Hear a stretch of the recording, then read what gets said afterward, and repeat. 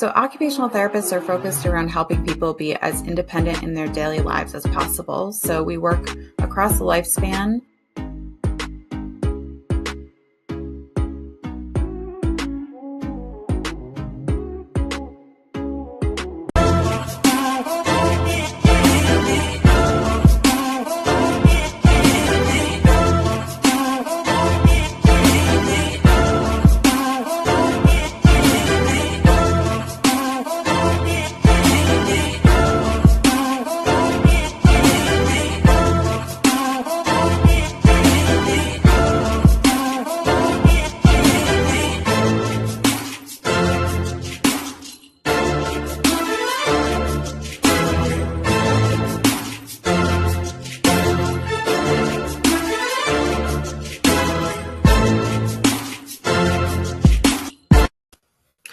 This is Leadership Beyond Burnout, and I'm your host, Dr. Kimberly L. Wilson. Welcome back to all of my fired up friends, and I'm going to have to restart over. See, this is why, because my teleprompter is not okay, because I didn't press play. Okay, let's see. Let's pause it. Pause. Alrighty. This is Leadership Beyond Burnout. I'm your host, Dr. Kimberly L. Wilson, and welcome back to all of my fired up friends. And if this is your first time here, this is the show where we focus on helping you to heal, lead, and succeed. I want you to stay tuned and keep watching for future episodes where we share our fired up workshops that are coming up this summer. This episode is going to be sponsored by Leadership and Resilience Consultants.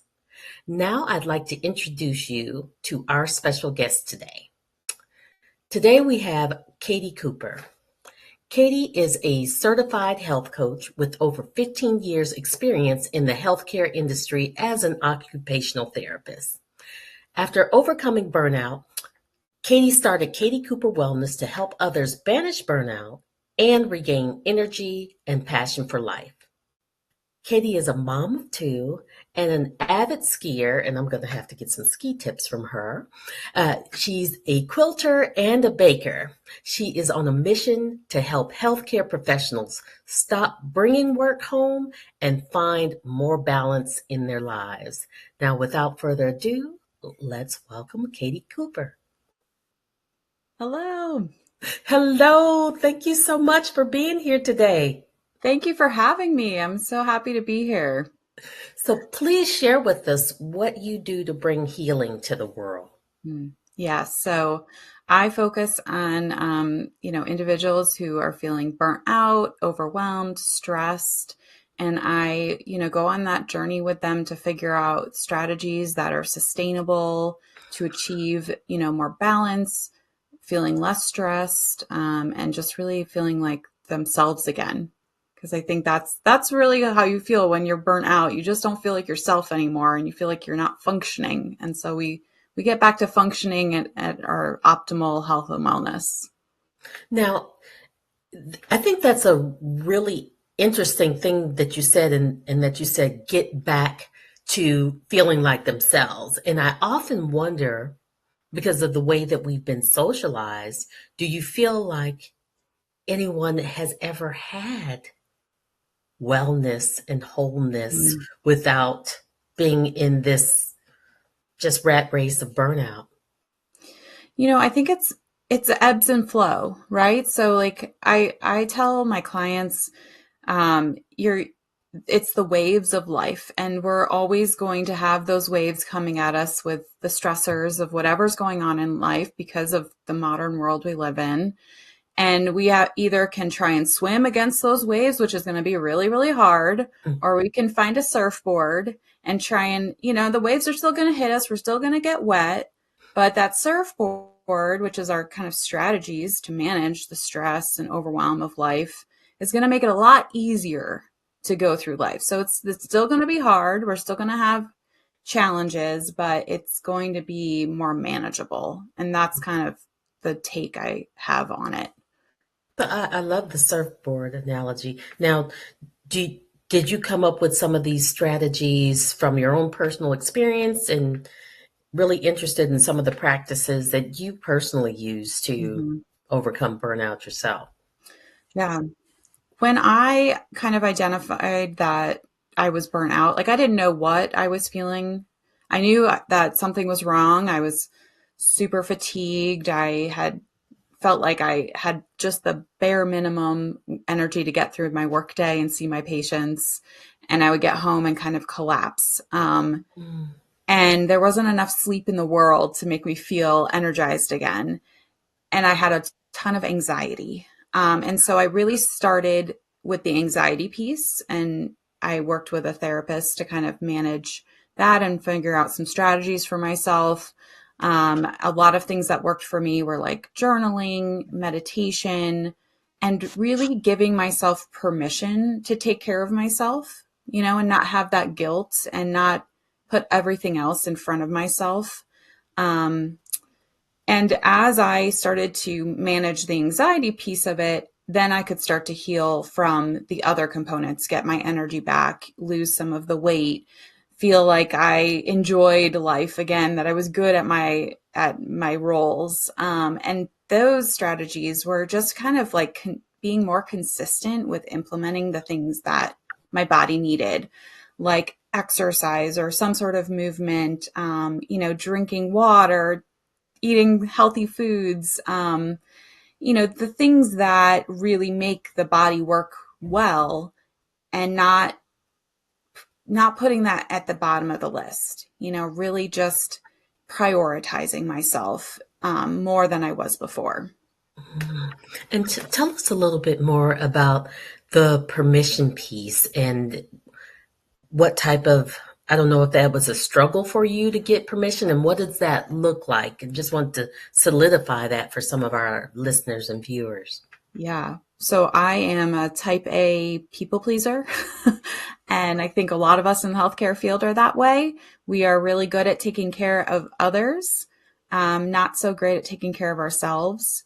So it was really kind of, and it's still a struggle. Like I still have to work at this. It's never going to be 100%, but it's the thinking about the day and figuring out where can I fit a few minutes in for myself, whatever that might Mm, be, and learning kind of the signs of what I need that day.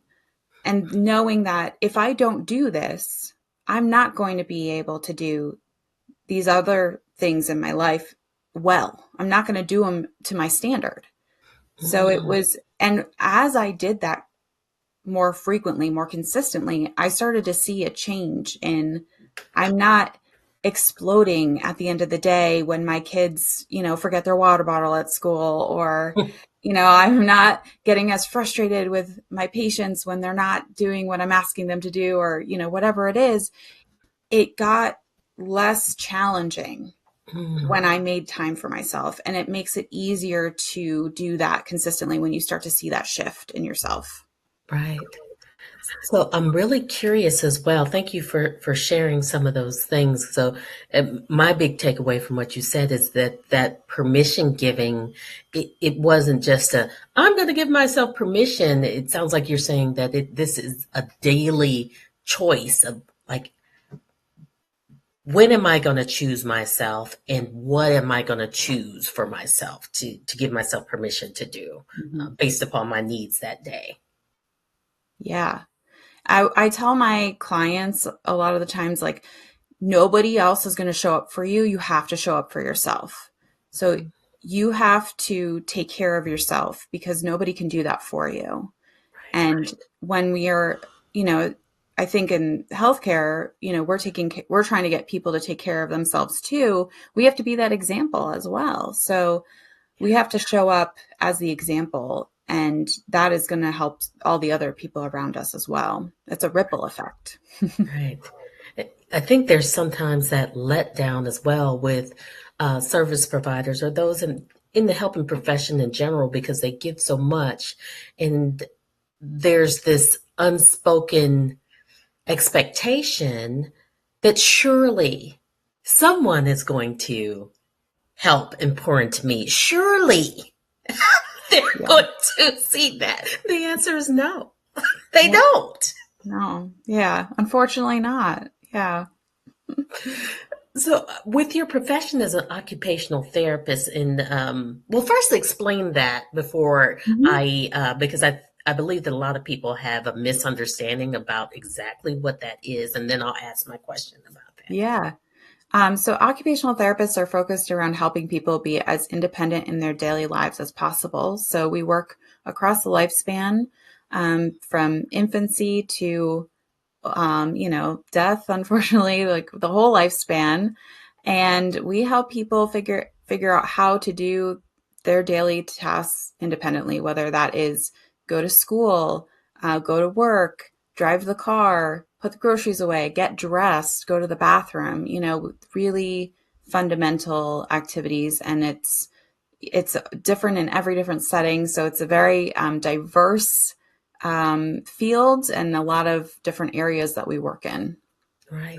So it sounds like it can be very taxing on those occupational therapists, and I'm wondering with that routine and really needing to invest in people who are, because I guess when I think of it more so, I think of people who have lost functioning. Hmm. I'm glad you shared that it's not just that, but I'm thinking of people who lost their functioning and now need to habilitate to Yeah. where they were before. And I'm curious how that dynamic plays out if with burnout recovery, and do they take those lessons with them?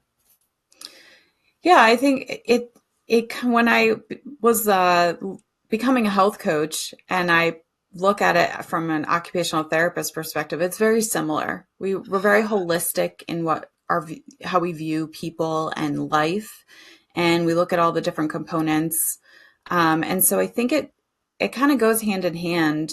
If you're not looking at all of the aspects of life, the burnout is going to be really hard to manage because you Mhm. could just focus on, let's say healthy eating. Like I'm just going to eat super healthy to make myself feel better. But if I'm not thinking about how I'm balancing my career or my home life or my relationships, the food's not going to matter as much. It's not going to heal us. And so we have to really take that holistic viewpoint. And I think when we look at burnout, we have to do the same thing. We need to come at it from, all angles. Mm. What do you think in the has been the biggest challenge in trying to habilitate from that type of situation? Um, Mm. is it trying to put all the pieces together or tackling that piece that is the most debilitating? I think it's really figuring out all of the pieces, and they change, so like every day is different. Every week changes what you need and what you're facing. So one week I could feel like I am doing great, everything is going well, and then next week something gets thrown at me and it's like, how do I keep myself from falling back into those old habits, those old routines where I'm going to burn out again, and managing kind of the ebbs and flows of life. And so it's complex, and I think that's why the biggest thing I tell people is like you need support when you're dealing with burnout. Like you can't do it on your own. I mean, you can, I'm sure, but it's going to be much harder than if you Mhm. have a support system helping you figure it out and keeping you accountable and on track and feeling like you're not alone. And that's Mm. one of the biggest things I see with people is they feel alone in that situation. And there's so many people burn out when you're not alone. Yeah, they're not alone, and aren't able to help you sometimes. But I feel like a lot of people sometimes are surrounded Hmm. instead of supported. So Yeah. there are all Hmm. these people in their lives that come in and out, and I'm there for you, but don't ask. Right. Yeah. It's Don't so, really need me. hmm right. And I think when I look back at my burnout, I was very much like, I'm going to fix this on my own. I'm not going to tell anybody I'm dealing with this. My boss doesn't need to know. My family doesn't need to know. And when I finally started opening up and having those conversations, then it opened up the door to, hey, let me take this off your plate, or how can I support you right now? What can I do? Or here are some things I can help you with. And it really lifted that weight off of my shoulders of, oh, I don't have to do this on my own anymore. Mm. Now, what if, because I feel like relationships are such a challenging piece of this, and if someone finds that those who are contributing to that experience of burnout, who don't want to, who have a vested interest in you remaining the Mm-hmm. same, Yeah. um, what do they do then? If they find that those people don't want to support and they just want to continue to shovel it off on you. I think that is when the hard work of setting boundaries comes into play, which can be really challenging if you haven't done that before, when you haven't had those boundaries, especially with that, maybe that particular person. Mhm. And so I always recommend like starting small, whether it's, saying no to something minor that isn't going to impact that person too much, and like building from there. Um, or even setting boundaries around like time of day you will interact with them, or in what manner you interact, whether I won't answer the phone anymore but I'll email you. There's lots of areas you can manage those boundaries. But I do see where sometimes those relationships do end because they're not healthy, they're not helpful anymore, unfortunately. Yeah, and that can definitely lead to some grief and I'd Mhm. suppose possibly guilt as well because of Yeah. this loss. And sometimes it's significant loss, especially if it's a very close family member or somebody who's been in your life for decades. Hmm. Yeah, it's hard. How does this apply particularly to a lot of the healthcare careers? Because they're so demanding, and especially after the pandemic and the hours that they had to work. Um, what advice or how would you caution those doctors or nurses who are in just high demanding fields and Yeah. So it's a very complex situation that we're in, and a lot of it has to do with the regulatory systems, the payers that kind of dictate the pressures that are put on us. And so it's not an easy solution. I hope at some point our healthcare system will change for the better. But in the meantime, I think really pushing on um, your healthcare systems, your employer, to think about how they can make the jobs more efficient, less stressful, how they can remove some of that burden. And if you feel you're not in a workplace that is supportive in that way, then maybe there is some change that needs to happen there. Um, but I do caution people that a lot of times when we're feeling burnout, the first thing to think of is, I'm going to quit my job. That will solve this. And it will solve some problems for the short term. But if Mhm. we don't do the inner work to heal ourselves, the next job will ultimately burn us out as well. So it has to come from the employer side. The support needs to be there as well. We also need to take some ownership of doing the work to protect ourselves with boundaries, taking care of ourselves, fueling our body. And it's not easy given the system that we're under, unfortunately.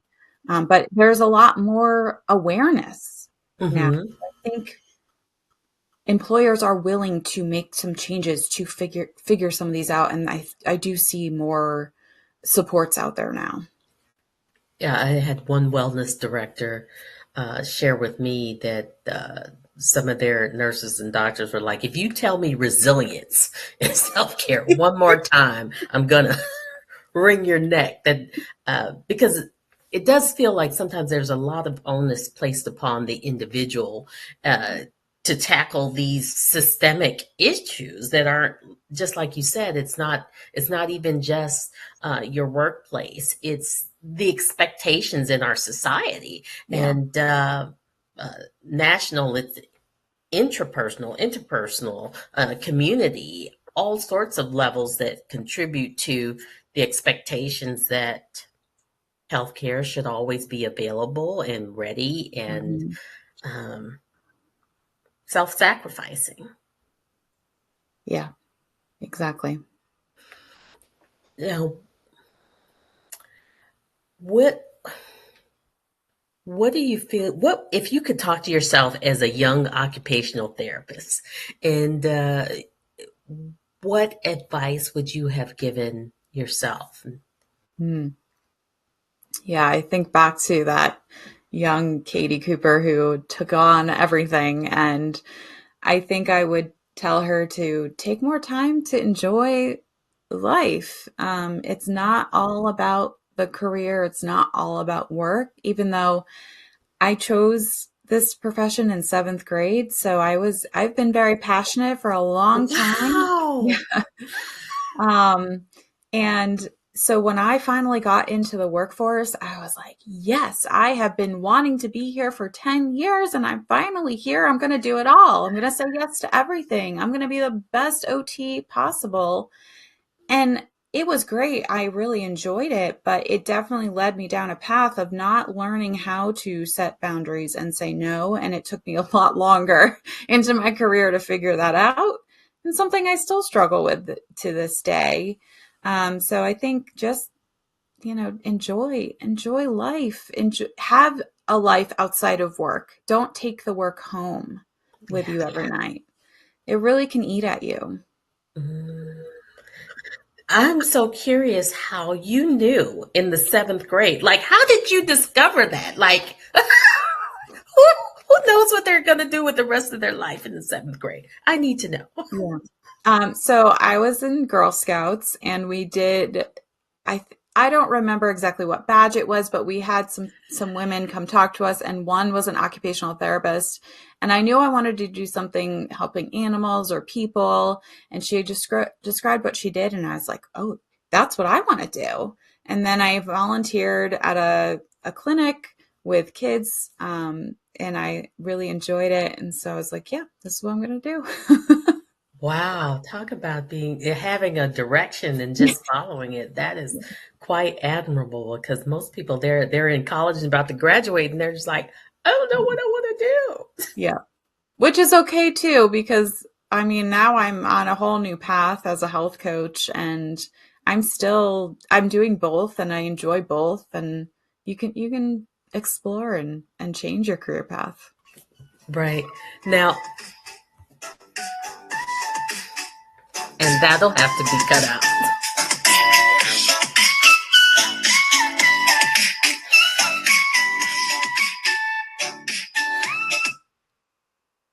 I have no clue what that alarm is either. No clue. Don't know what that's about. But we're just going to turn it off now because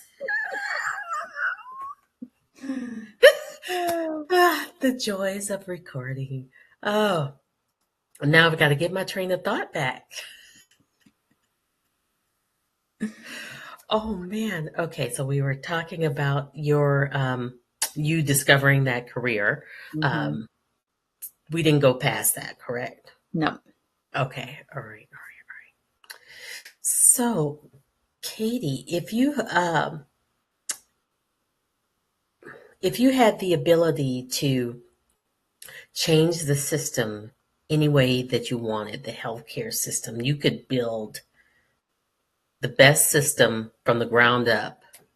What would be the top two things you think you would tackle? Oh my. That's a big question. I just threw a big old ball of Yeah. stank at you.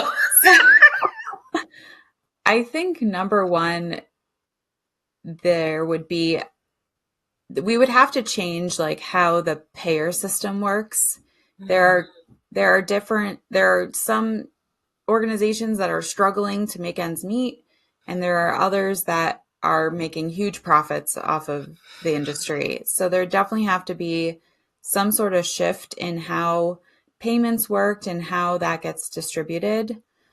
And I think number two would there would have to be some big changes in the productivity standards of healthcare professionals so that they have the capacity to actually care for their patients in the way that mm. they they should be practicing and want to practice. That's a big one. I know that that's been an issue for a lot of care providers, that they're just so overwhelmed with the number of patients that they can't even adequately care for them. I know I was talking to a young nurse not too long ago who was saying that she refused to start her shift because she was given more patients than she could possibly care for adequately, and would Mhm. possibly be opening herself up for a lot of liability. Yeah. From what I understand, if you can't, but some people just suck it up, right, and just say, okay. I mean, that's kind of what we've been taught in our professions. Like Mm, you do what it takes to take care of the people.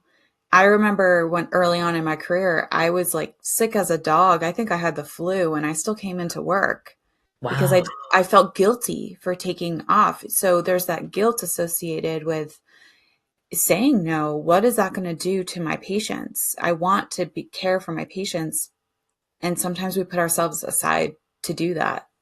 Mm. And that was just normalized. And so what Hmm. if you've got sniffles, and put on a Yeah, mask and keep going? yeah, exactly. It's a little different now after a pandemic, I have to say. It's Yeah. okay to fall out now. Yeah. Do not come in here. Exactly. I know the stares I give to people when they start coughing. I'm just like, Yeah, go home and lay down. Like, it is not cool anymore, which I think is really good. People get it to is. take care of themselves now at the slightest hint of some dis-ease in their bodies. Uh, Hmm. Now, for those who aren't familiar with the payer system and how it happens that some organizations are really thriving and some are, like, I know rural hospitals are Hmm. hit pretty hard. Um, Yeah. what would that look like, or what could that look like to equalize out that system some, so that Yeah, I think that, I mean, that's probably a question I can't fully answer, but right? definitely a lot of it has to do with how the insurance companies authorize payments, what they cover. There'd probably have to be a lot of regulatory change from like the federal government to Yeah. make those changes. But it's so complex. I don't even know all of the complexities of it myself. It's just such a interesting and challenging situation. Yeah, it's one of those things that, like, if you got a ball of yarn and that's mixed up, and like, where's the end of this yarn? Where does Yeah, it start and where does it end? Um, yeah. I was looking not too long ago. My dad sent me some random stuff, and one of the things in this envelope was the hospital bill for me being born. Oh, wow. And it was really interesting to look at how the charges fell out. But what I do know is that the cost for my mom to be in the hospital for 9 days, 9 days. 9 days in the hospital, round the clock care, all her meds, to pay for the delivery room and all of that, $496. Wow. That's Wow. not that's not like after insurance. That's just Right. $496. Yeah. Yeah. Wow. That's amazing. Because I think I looked at the bill from when my youngest daughter was born, and I think it was like $30,000, and I was there for a day. A day. Wow. So what's some of us older ones? We're less valuable. No, things just, I don't know. The way they charge things is just crazy.